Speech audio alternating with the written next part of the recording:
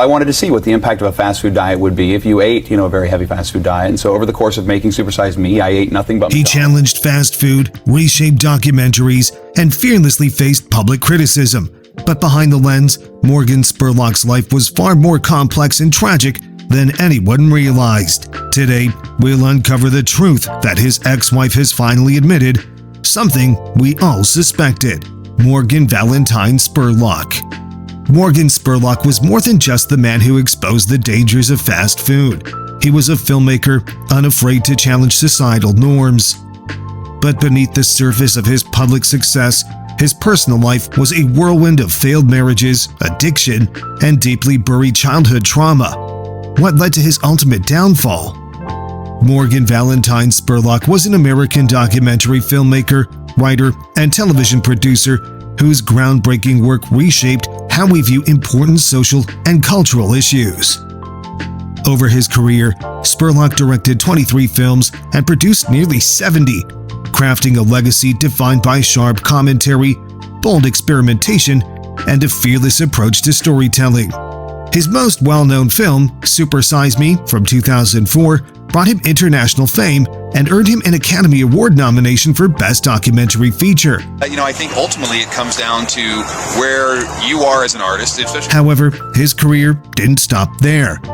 Spurlock went on to create other powerful documentaries like What Would Jesus Buy? 2007, Where in the World is Osama Bin Laden? 2008, POM Wonderful Presents, The Greatest Movie Ever Sold, 2011, and One Direction, This Is Us, 2013, cementing his place in the world of documentary filmmaking.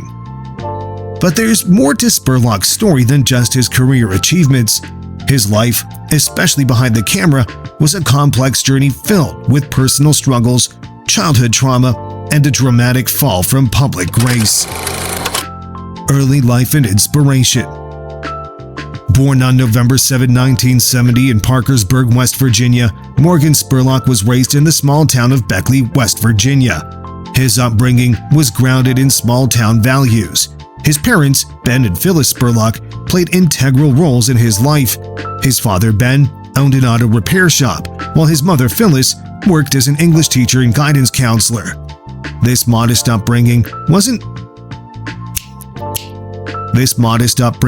didn't immediately suggest a future in filmmaking, but Spurlock's drive for creativity and his passion for storytelling were undeniable from a young age. He traced his roots to Scottish, Irish, and English ancestry, and in his later years revealed a painful part of his past, that he had been sexually abused as a child, a trauma that would continue to haunt him throughout his life. It was an event that shaped his understanding of vulnerability, a theme he often explored in his films. After graduating from Woodrow Wilson High School in Beckley, Spurlock pursued his dream of filmmaking, attending New York University's prestigious Tisch School of the Arts. He graduated in 1993 with a Bachelor of Fine Arts in Film, a stepping stone to the prolific career he would build. During this time at NYU, Spurlock also joined the fraternity Phi Gamma Delta, further developing his social network and honing his creative talents. And when you watch Supersize Me 2 Holy Chicken, it will pull the curtain back. Your eyes will be opened and you'll never look at that food the same way. Career.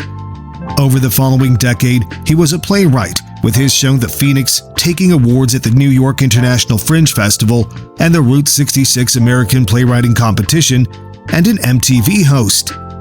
The latter came when his web series, I Bet You Would, was picked up by MTV. The show had everyday competitors performing stunts or doing experimental tasks for cash, like eating a worm burrito for $265.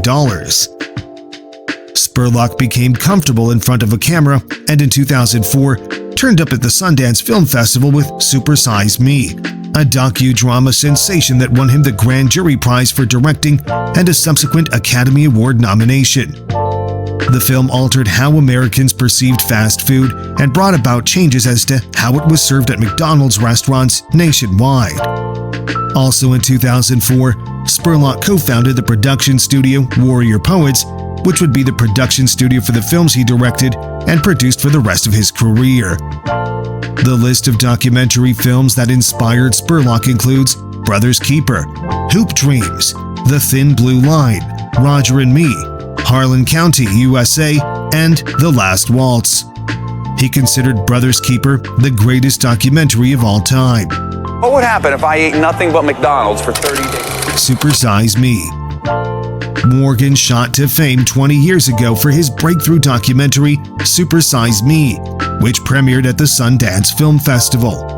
Spurlock's documentary Super Size Me was released in the US on May 7, 2004. A personal essay-style documentary, he conceived the idea for the film when he was at his parents' house for Thanksgiving and while watching a TV news story about a lawsuit brought against McDonald's by two teenage girls who blamed the fast food chain for their obesity. The film was produced for $65,000 and made $22 million in return. The film depicts an experiment Spurlock conducted in 2003 in which he claimed he ate 3 McDonald's meals every day and nothing else for 30 days, although he later disclosed he also drank copious amounts of alcohol. The film's title derives from one of the rules of Spurlock's experiment. He would not refuse the supersize option whenever it was offered to him, but would never ask for it himself. The result, according to Spurlock, was a diet with twice the calories recommended by the USDA. Further, Spurlock attempted to curtail his physical activity to better match the exercise habits of the average American. He previously walked about 3 miles or 4.8 kilometers a day, whereas the average American walks 1.5 miles or 2.4 kilometers. Filming himself in a Michael Moore-inspired style, the Freakonomics star, Spurlock, gained 25 pounds or 11 kilograms, became quite puffy, and suffered liver dysfunction and depression by the end. His supervising physicians noted the effects caused by his high-calorie diet, once even comparing it to a case of severe binge alcoholism. Following Spurlock's December 2017 assertion that he had not been sober for more than a week in 3 decades, the claims of his liver dysfunction being caused by eating McDonald's food solely for 30 days have been called into question. Spurlock also did not publicly release a diet log documenting his diet while filming the documentary. After completing the project, it took Spurlock 14 months to return to his normal weight of 185 pounds or 84 kilograms. His then-girlfriend and later wife, Alexandra Jamieson, took charge of his recovery with her detox diet, which became the basis for her book, The Great American Detox Diet. Super Size Me was later nominated for the Academy Award for Best Documentary Feature, and Spurlock won the first Writers Guild of America Award for Best Documentary Screenplay. Spurlock wrote a book in 2005 as a follow-up to Super Size Me entitled Don't Eat This Book, Fast Food and the Supersizing of America. Personal dilemmas, trying to just deal with your own demons. I mean, I think those are what draw people to these stories. Mental health. As part of the consequences of his all-McDonald's diet and Super Size Me, Morgan Spurlock spoke not only about the physical changes he saw happening, but the mental ones as well. He told The Guardian, "I started to notice this pressure on my chest, and by day 9, I was getting incredibly depressed. I would eat the food and feel fantastic for about an hour. Then I'd feel depressed again." Spurlock had been honest, too, about the fact that he dealt with depression outside of the infamous 30-day McDonald's experiment. In a 2019 interview with Deadline, he revealed that during a conversation with his doctor about unspecified family issues, the talk turned to depression and the floodgates opened. He asked, "What about you?" I said, "I'm depressed every day." He says, "What do you mean you're depressed every day? When?" I said, "Every morning when I wake up and every night when I go to bed." He said, "What do you do?" I said, "I get up and I start my day. I put my feet on the floor." At the time, he said that he was worried by the weight of the world, particularly the ever-developing news of the Me Too movement, and explained, "I said to myself, I have to talk about this. I needed to first talk about my depression and talk about what I'd been going through." The entire film is funded by product placement, marketing, and advertising. So the movie will be called the greatest movie ever. The late director's impressive work. Propelled by the success of his first project, Spurlock would produce and direct nearly 70 film and TV shows, all of them documentaries. They included 2008's Where in the World is Osama bin Laden and 2011's POM Wonderful presents The Greatest Movie Ever Sold.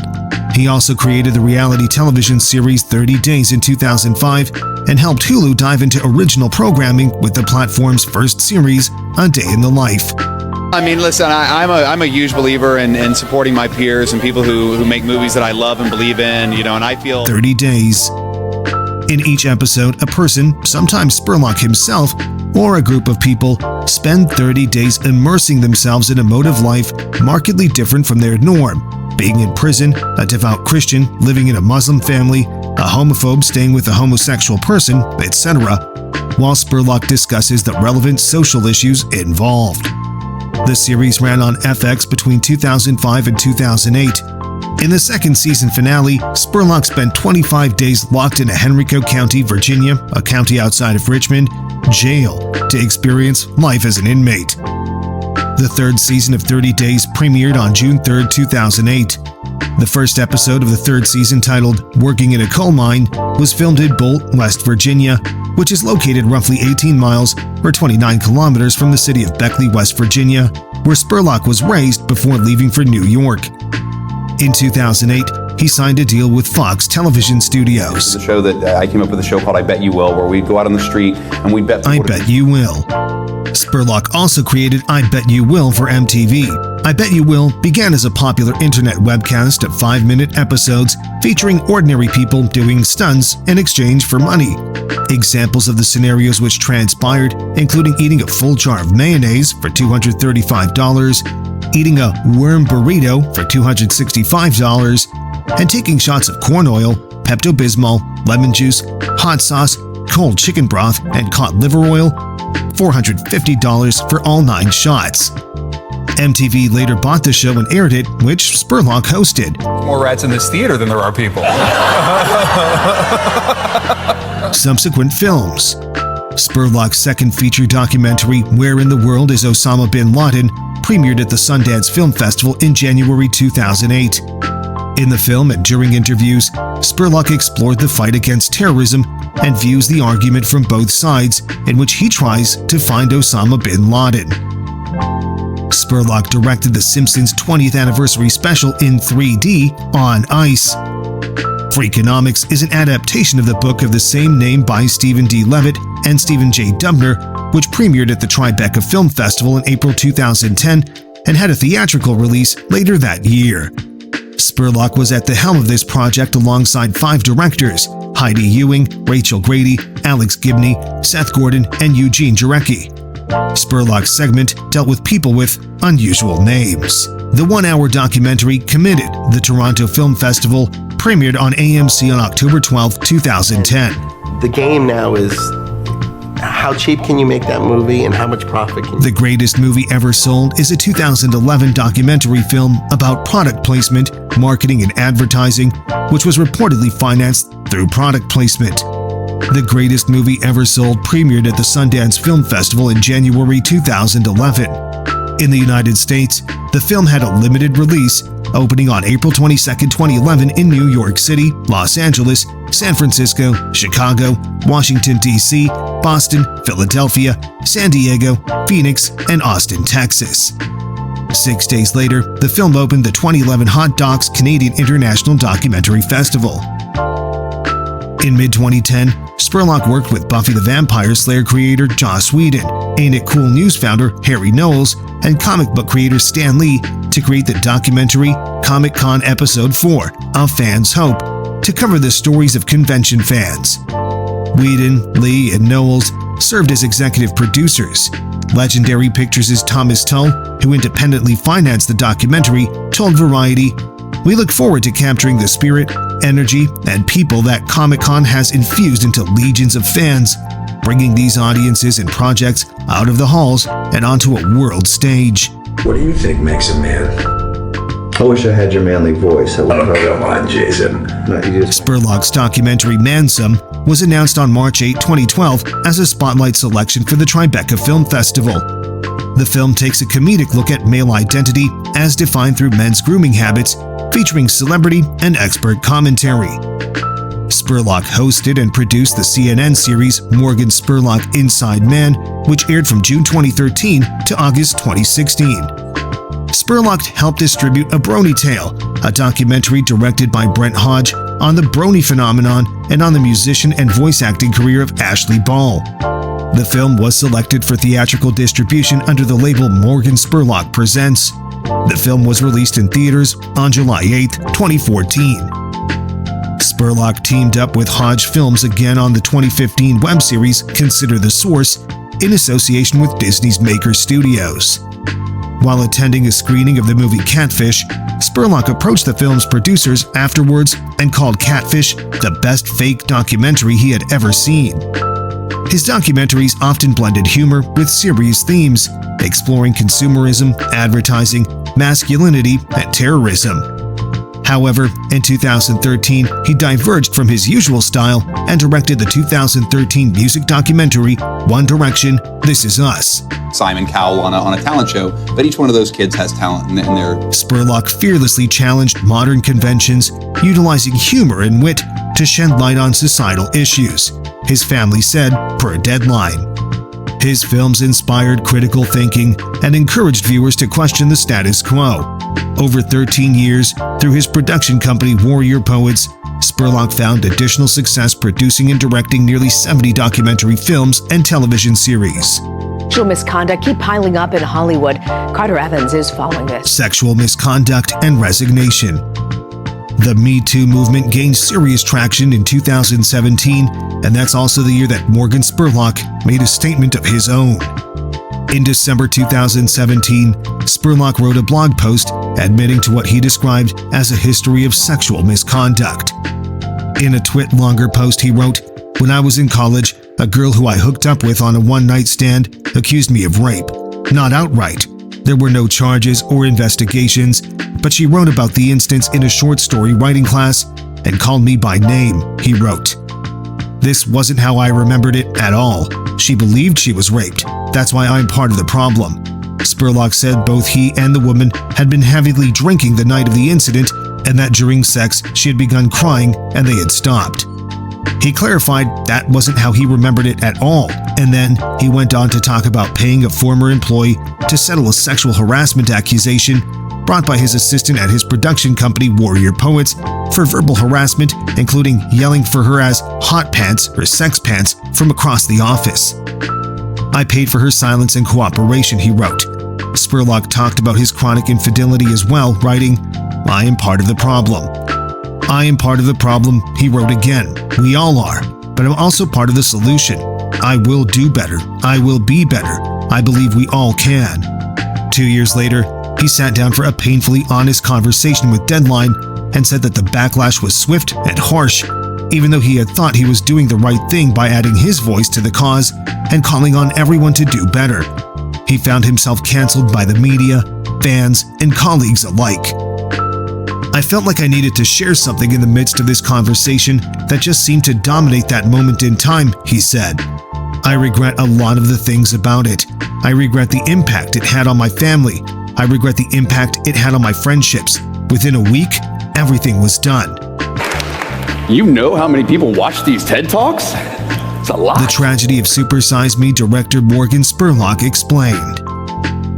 Everyone loves a great documentary, whether it's a classic true crime doc or a creepy, keep-you-up-at-night documentary. While we might not personally know a serial killer or have seen a UFO, we've all been to McDonald's. So when Super Size Me was released in 2004, it was a huge deal. Everyone kind of suspected that fast food was incredibly bad for you. And when documentary filmmaker Morgan Spurlock decided to risk his own health to show what it was doing to Americans across the country, it was eye-opening and artery clogging. It wasn't without detractors, however, and Spurlock went on to become an incredibly polarizing figure. While many said his 30 days of a McDonald's-only diet was a call for the nation to overhaul eating habits and personal responsibility, others pointed out the problems. He hadn't released precise records of his eating habits, studies hadn't been able to duplicate his results, and it was even accused of promoting unhealthy habits. Super Size Me catapulted him to fame, and although he went on to helm a shocking number of projects, it was that documentary that stuck with him. In 2012, he told The Independent, "I'll be that guy till I die." That day came in 2024, when Spurlock died after being diagnosed with cancer. The 53-year-old filmmaker left behind a complicated legacy, so let's take a look at the tragic story of Morgan Spurlock's fall from public grace. Rats evolve 10 times faster than human beings. They are really made to be these little machines that will Admission of sexual harassment didn't play out as he expected. The Me Too movement gained serious traction in 2017, and that's also the year that Morgan Spurlock made a statement of his own. In a Twitlonger post, he wrote, "When I was in college, a girl who I hooked up with on a one-night stand accused me of rape." He clarified that wasn't how he remembered it at all, and then he went on to talk about paying a former employee to settle a sexual harassment accusation. "I paid for her silence and cooperation," he wrote. Spurlock talked about his chronic infidelity as well, writing, "I am part of the problem." "I am part of the problem," he wrote again. "We all are. But I'm also part of the solution. I will do better. I will be better. I believe we all can." 2 years later, he sat down for a painfully honest conversation with Deadline and said that the backlash was swift and harsh, even though he had thought he was doing the right thing by adding his voice to the cause and calling on everyone to do better. He found himself canceled by the media, fans, and colleagues alike. "I felt like I needed to share something in the midst of this conversation that just seemed to dominate that moment in time," he said. "I regret a lot of things about it. I regret the impact it had on my family. I regret the impact it had on my friendships. Within a week, everything was done." Spurlock released a sequel film, Supersize Me 2 Holy Chicken, in 2017 to be distributed by YouTube Red, but it was dropped following Spurlock's admission of sexual misconduct. Samuel Goldwyn Films instead distributed the film in September 2019. In October 2022, The Washington Post reported that Spurlock had suffered career death as a result of his misconduct. Let's take a different tack. Let's look at it from the corporate side, from the industry side. We're now. Morgan Spurlock's confessional had far-ranging consequences. After Morgan Spurlock posted his confessional to Twitlonger detailing incidents of sexual misconduct, he faced a massive backlash. It started with his Supersize Me 2 Holy Chicken getting pulled even as future projects were scrapped, and the writing was on the wall for his company, Warrior Poets. The most tragic part of the story was that the ripples reached far and wide, with those around him finding their lives suddenly changed in heartbreaking ways. Spurlock posted on December 14 and later told Deadline, "I regret the impact it had on 65 people who were working in my office, and then, within a week, were suddenly out of a job. The week before Christmas. To be in that position right before the holidays was the worst thing ever."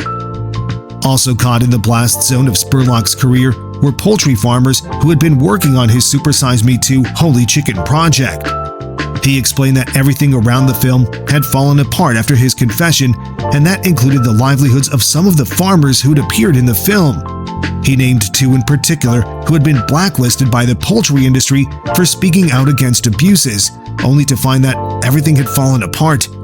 "I was crying, and they were crying. They said, 'We just hope you're okay.' And that was, well, it just makes me cry all over again." The movie ended his career as a documentary filmmaker. Spurlock told the Associated Press in 2019, "For me, there was a moment of realization, as somebody who is a truth teller and somebody who has made it a point of trying to do what's right, of recognizing that I could do better in my own life. We should be able to admit we were wrong." Additionally, he told Deadline, "Part of the reason I wrote that essay in the first place was to be on the right side of it. I'm hopeful that in time, with the work that I do and the changes that I continue to go through, that I can be there on the right side." Myself into situations that are usually very difficult and at the same time somewhat dangerous. Sexually abused as a child. In the blog post, Spurlock further disclosed that he had been the victim of sexual abuse as a boy and teenager, and that he had consistently been drinking since the age of 13. In 2012, Morgan Spurlock sat down for a conversation with The Guardian and described himself during childhood saying, "I was awkward as a kid. I wasn't the best looking, or the most athletic, or the funniest. I was just persistent and tenacious." It wasn't until 2017 that he mentioned in his now infamous Twitlonger post that his childhood contained one of the darkest chapters possible. After sharing snapshots of sexual assault and harassment incidents, Spurlock pondered, "What caused me to act this way? Is it all ego? Or was it the sexual abuse I suffered as a boy and as a young man in my teens? Abuse that I only ever told to my first wife for fear of being seen as weak or less than a man. Several years later, Spurlock confirmed that he had never sought help, spoken to anyone else, or been prescribed anything that might have helped him deal with the trauma from the incidents. Instead, he said, "I was self-medicating for a long time." And my parents in the 70s took me to see movies you should never take children to. What? I had terrible parents. They took me. He revealed his own addiction issues. It's impossible to know what's really going on behind the scenes of another person's life, even if they're in the spotlight. Although Morgan Spurlock's life-altering Twitlonger post was fairly short, there was a lot packed in, including mention of his addiction issues. When he turned the figurative camera lens on himself, he asked himself why he had become a part of that toxic, misogynistic culture. Is it because I've consistently been drinking since the age of 13? I haven't been sober for more than a week in 30 years. Something our society doesn't shun or condemn, but which only served to fill the emotional hole inside me and the daily depression I coped with. Depression we can't talk about because it is wrong and makes you less of a person, he added. Alongside releasing the post, Spurlock checked into rehab. When he came out, he told Deadline that his life had changed entirely. He found himself canceled along with countless other Hollywood stars. A year and a half later, he was facing bankruptcy. At the time of his Deadline interview, Spurlock said he was still trying to make amends. Rehab gave me clarity. I came back and saw the world in a very different way. I saw the way I wanted to live my life and treat people, the husband I wanted to be, the father I wanted to be in a very different way. Carlito. She's got a name and everything. Yeah. Personal life. Morgan Spurlock's personal life was as complex as his professional career.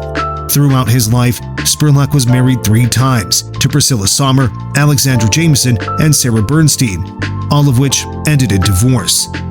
His marriage to Alexandra Jameson gained public attention as she played a key role in helping him recover from the Super Size Me experiment. Jameson, a holistic health counselor, guided Spurlock through a detox diet, which later became the basis for her book, The Great American Detox Diet. The couple had 1 child together, but like his other relationships, it eventually ended in separation. Spurlock had 2 children across his marriages, and despite his personal struggles, he often spoke about the importance of family. However, his candid admission of infidelity and misconduct in 2017 cast a shadow over his personal life and relationships. Raised in a Methodist household, Spurlock's views on faith evolved as he grew older. In a 2014 interview with TV Guide, he described himself as agnostic, reflecting his journey away from traditional religious beliefs. This shift mirrored the personal introspection that would later define many of his public statements about morality, accountability, and the complexities of his own life. Revels in it. He loves being at Comic-Con. He loves the people. He loves comics so much, like it's really his life. Death. Morgan Spurlock's death was announced in May 2024. His brother, Craig, issued a statement via Variety saying, "It was a sad day as we said goodbye to my brother Morgan. Morgan gave so much through his art, ideas, and generosity. Today the world has lost a true creative genius and a special man. I'm so proud to have worked together with him." Immediate details were scarce, but it was revealed that his official cause of death was complications from cancer. At the time of his death, Spurlock had nearly 70 film and television credits to his name, including the docuseries 30 Days. The series was produced by R.J. Cutler, who paid tribute to Spurlock's visionary talents via Variety. So much was about seeing the world from the other's point of view. That was Morgan's vision, and it infused all of his filmmaking. He abhorred hypocrisy, he loved to laugh, and he loved to inspire laughter in others. And as we all know, he wasn't afraid to face criticism for his efforts to make the world a more honest place. He left us way too early, but left the world far richer for having been here. Thanks for watching. If you found this story captivating, make sure to hit that subscribe button and ring the bell to stay updated on all our latest videos. Don't forget to check out our other amazing content. There's always more untold stories waiting for you.